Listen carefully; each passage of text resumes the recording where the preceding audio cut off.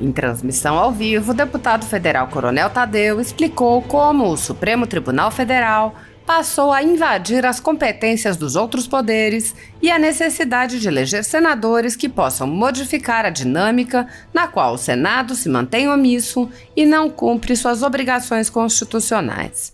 O deputado apontou exemplos recentes em que o Supremo Tribunal Federal invadiu as competências do Legislativo, anulando leis que foram aprovadas na Câmara e no Senado.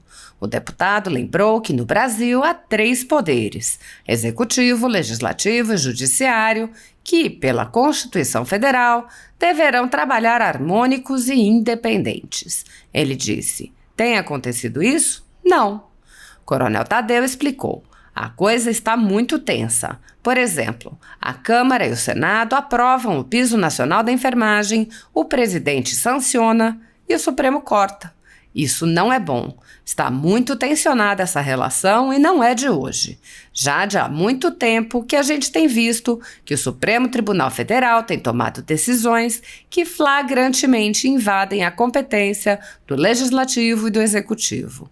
Eu poderia ficar horas falando para vocês sobre os mais de 200 casos em que o Supremo Tribunal Federal decidiu, de forma muito estranha, determinadas situações, questões, casos específicos. E nós estamos aqui, mais ou menos, com o STF atravessado na garganta. Mais ou menos isso. Eu também me sinto muito descontente. O deputado explicou a tensão entre os poderes. Ele disse: quando na política se fala que há um tensionamento, é sinal de que a coisa não está boa. A coisa está muito ruim. Então, está assim mesmo. A relação com o judiciário está muito esgarçada, está muito ruim. E o presidente cobra esse jogo dentro das 4 linhas. Coronel Tadeu explicou: ninguém pode interferir no outro poder. Um poder não interfere no outro. E isso já está dando nas tampas. O deputado lembrou que cabe ao Senado fazer o controle de atos de ministros de cortes superiores. Coronel Tadeu disse: pela Constituição Federal, o órgão que tem que botar um freio no STF e vice-versa é o Senado Federal. O Senado é o que eu chamo de órgão corregedor, não é mediador, é órgão corregedor. Órgão mediador é outra coisa, você vai ali no meio, põe as 2 partes para conversar e tenta acertar. Não é isso que diz a Constituição. A Constituição fala que o Senado Federal é um órgão corregedor, é o órgão autorizado a investigar, processar e julgar ministros do Supremo. Coronel Tadeu apontou que o Senado não age porque há muitos senadores comprometidos por processos judiciais que tramitam justamente no Supremo Tribunal Federal. Ele afirmou: estou falando de senadores que têm processos na Justiça e que se inviabilizam por esses processos de ser o órgão corregedor do Senado. Ou seja, precisou dar uma pancada, tem que dar, mas nós não temos, nesse momento, essa condição. Não temos, e isso faz falta para nós. O juiz, nesse momento, tinha que ser o Senado, e nós estamos sem juiz. Nós não temos o juiz para fazer, neste momento, o jogo acontecer dentro das 4 linhas. O deputado alertou que os cidadãos têm agora a oportunidade de escolher senadores que sejam ficha limpa e que tenham coragem para fazer o que precisa. Apesar de alguns senadores, como o senador Eduardo Girão, agirem no limite de seus poderes para frear os atos autoritários de ministros das Cortes Superiores, a Casa Legislativa como um todo permanece cega, surda e muda, indiferente aos ataques à democracia, graças ao seu presidente Rodrigo Pacheco, que engaveta todos os pedidos de impeachment que chegam às suas mãos. Os senadores, há muito tempo, têm conhecimento dos inquéritos secretos conduzidos pelo ministro Alexandre de Moraes, utilizando delegados da Polícia Federal escolhidos a dedo para promover uma imensa operação de fishing expedition contra seus adversários políticos.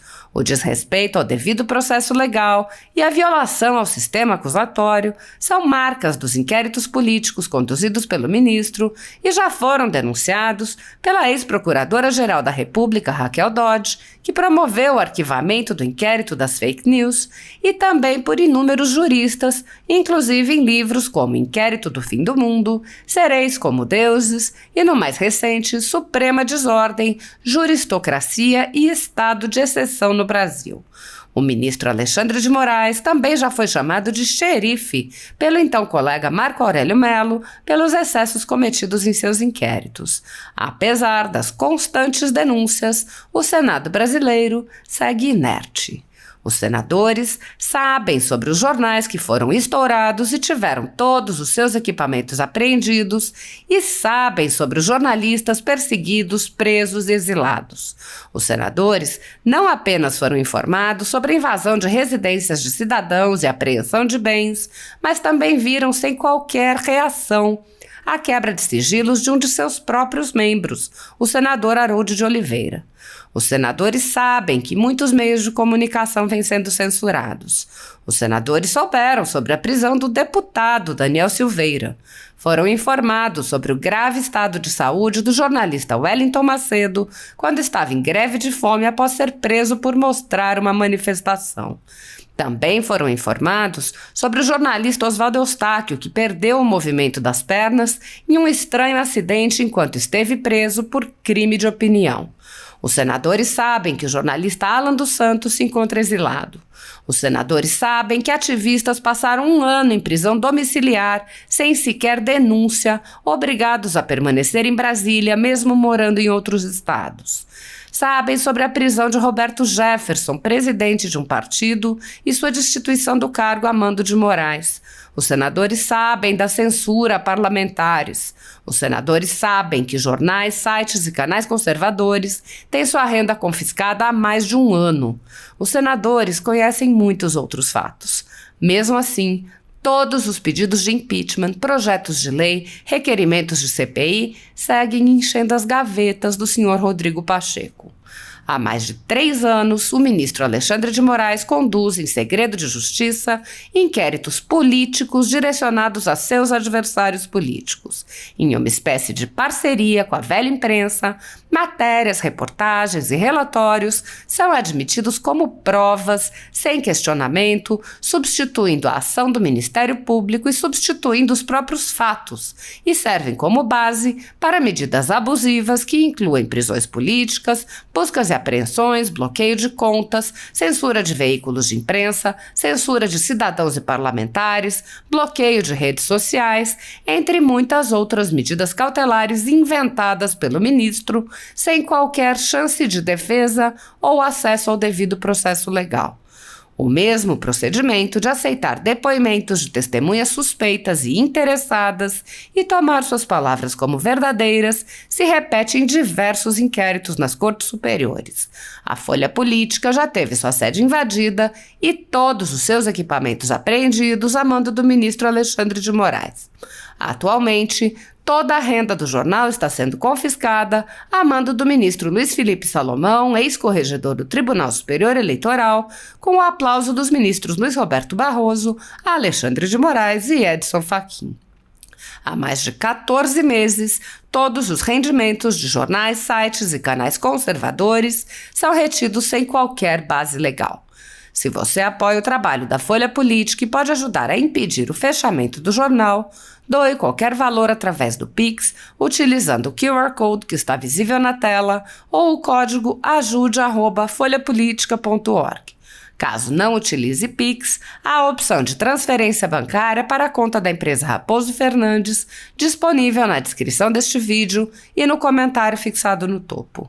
Há 10 anos, a Folha Política vem fazendo a cobertura da política brasileira, quebrando a espiral do silêncio imposta pelo cartel midiático que quer calar vozes conservadoras. Pix ajude@folhapolitica.org.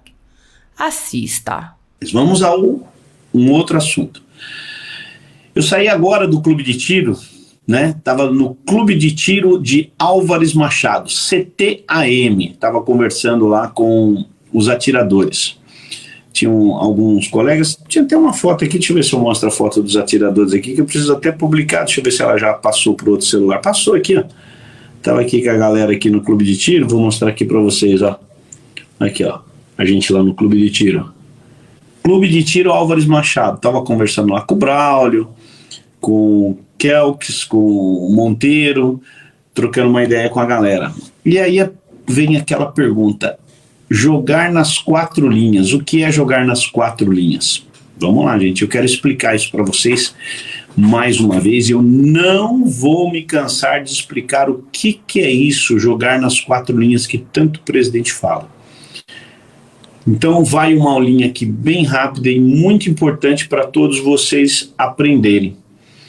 Gente, nós temos 3 poderes no Brasil. O legislativo, que compõe da Câmara dos Deputados e do Senado. O judiciário, que é a Suprema Corte, o Supremo Tribunal Federal, onde tem 11 ministros, que não são eleitos, são indicados pelo presidente, aprovados pelo Senado e, se eu não me engano, nomeados pelo presidente da República ou pelo presidente do Supremo Tribunal Federal. Eu não lembro agora, me fugiu esse detalhe da cabeça. Mas ele é indicado pelo presidente da República, sabatinado e aprovado pelo Senado Federal. Olha só a importância que tem o Senado Federal. Mais importante ainda é o seu voto para um senador nessas eleições. E aí nós temos o terceiro poder, que é o poder executivo, o Palácio do Planalto, representado na figura do presidente da República. 3 poderes: executivo, legislativo e judiciário, que pela Constituição Federal deverão trabalhar harmônicos e independentes. Tem acontecido isso, gente? Não. A coisa está muito tensa, como, por exemplo, a Câmara e o Senado aprovam o piso nacional da enfermagem, o presidente sanciona e o Supremo vem e corta. Isso não é bom. Isso não é bom. Está muito tensionada essa relação toda. Está muito tensionada e não é de hoje. Já de há muito tempo que a gente tem visto que o Supremo Tribunal Federal tem praticado algumas decisões, tem tomado decisões que flagrantemente invadem a competência do legislativo e também do judiciário.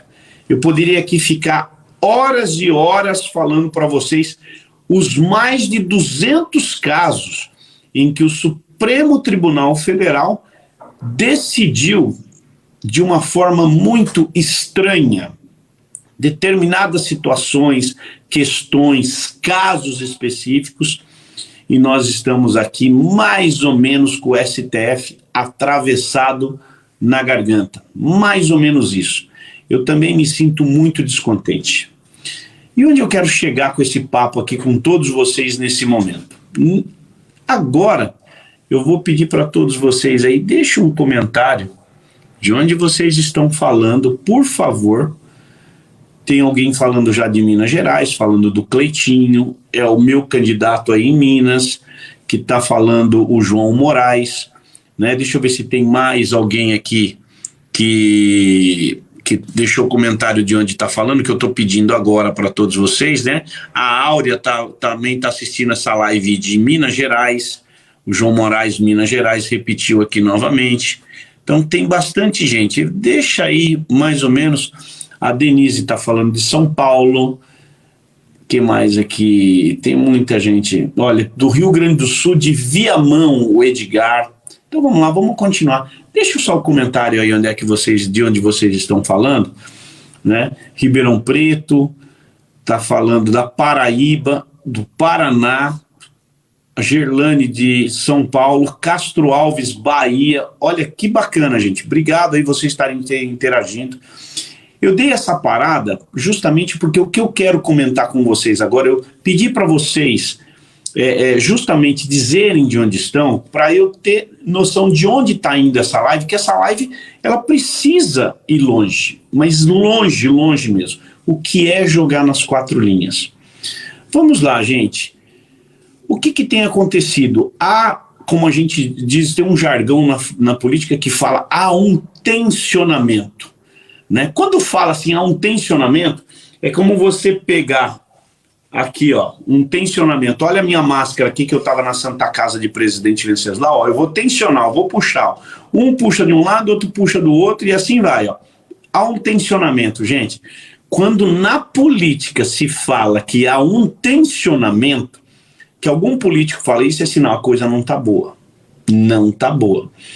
Né? A coisa está muito ruim. Então tá assim mesmo. A relação, né, com o judiciário está muito esgarçada mesmo. Está muito ruim. E o presidente cobra esse jogo dentro das 4 linhas. O que quer dizer isso? Que ninguém pode interferir o outro poder. Um poder não interfere no outro. Isso já está dando nas tampas. Está dando nas tampas isso. Só que nós temos um momento agora muito importante, eu quero contar isso para vocês. Gente, pela Constituição Federal, o órgão que tem que botar um freio no Supremo Tribunal Federal e vice-versa é o Senado Federal. O Senado é o que eu chamo de órgão corregedor. Não é mediador, é órgão corregedor. Órgão mediador é outra coisa. Você vai ali no meio, põe as duas partes para conversar e tenta acertar. Não é isso que diz a Constituição. A Constituição fala que o Senado Federal é um órgão corregedor. É o órgão autorizado a investigar, processar e julgar ministros do Supremo. Só que nós temos um problema muito sério. É a atual qualidade dos nossos senadores. Está muito ruim os nossos senadores. A qualidade está péssima. Porque nós temos muitos senadores com processos na justiça. Eu não estou falando aqui do Eduardo Girão, que é senador pelo Ceará. Eu não estou falando aqui do senador Oriusvito, do Paraná. Eu não estou falando do senador Heinzen, do Rio Grande do Sul. Não estou falando aqui de muitos senadores que têm a ficha absolutamente limpa, tranquila. Não. Eu estou falando de senadores que têm processos na justiça e que se inviabilizam por esses processos de serem o órgão corregedor do Senado. Ou seja, precisou dar uma pancada, tem que dar. Tem que dar, mas nós não temos nesse momento essa condição. Nós não temos nesse momento. E aí isso falta para nós. O juiz desse jogo todo, nesse momento, deveria ser o Senado. E eu vou dizer para vocês, gente, nós estamos sem juiz. Nós não temos o juiz para fazer nesse momento o jogo acontecer dentro das 4 linhas.